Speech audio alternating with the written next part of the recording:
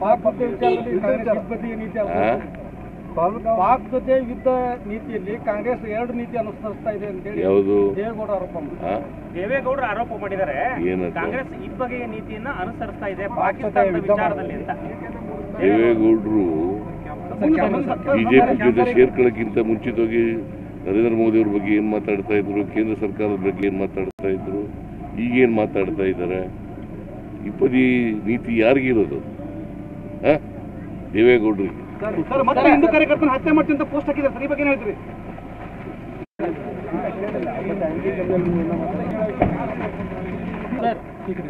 ಪಾಕ್ ಜೊತೆ ವಿಚಾರದಲ್ಲಿ ಕಾಂಗ್ರೆಸ್ ಬದಿಯ ನೀತಿ ಪಾಕ್ ಜೊತೆ ಯುದ್ಧ ನೀತಿಯಲ್ಲಿ ಕಾಂಗ್ರೆಸ್ ಎರಡು ನೀತಿ ಅನುಸರಿಸ್ತಾ ಇದೆ ಅಂತ ಹೇಳಿ ದೇವೇಗೌಡರು ಆರೋಪ ಮಾಡಿದ್ದಾರೆ.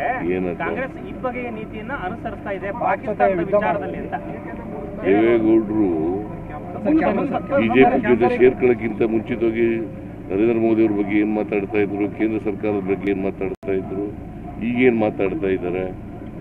ಇಪ್ಪದಿ ನೀತಿ ಯಾರಿಗಿರೋದು? ದೇವೇಗೌಡರಿಗೆ. ಹಿಂದೂ ಕಾರ್ಯಕರ್ತನ ಹತ್ಯೆ ಮಾಡ್ತೀನಿ ಅಂತ ಪೋಸ್ಟ್ ಹಾಕಿದ್ದಾರೆ ಸರ್, ಈ ಬಗ್ಗೆ ಏನ್ ಹೇಳ್ತೀರಿ?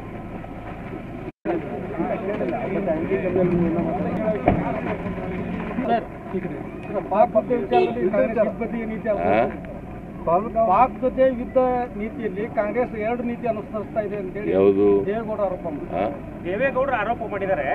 ಕಾಂಗ್ರೆಸ್ ಈ ಬಗೆಯ ನೀತಿಯನ್ನ ಅನುಸರಿಸ್ತಾ ಇದೆ ಪಾಕಿಸ್ತಾನದ ವಿಚಾರದಲ್ಲಿ ಅಂತ.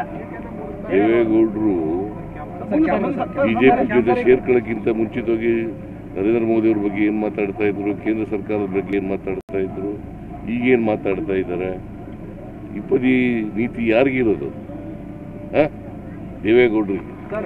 ಹಿಂದೂ ಕಾರ್ಯಕರ್ತನ ಹತ್ಯೆ ಮಾಡ್ತೀನಿ ಅಂತ ಪೋಸ್ಟ್ ಹಾಕಿದ್ದಾರೆ ಸರ್, ಈ ಬಗ್ಗೆ ಏನ್ ಹೇಳ್ತೀರಿ?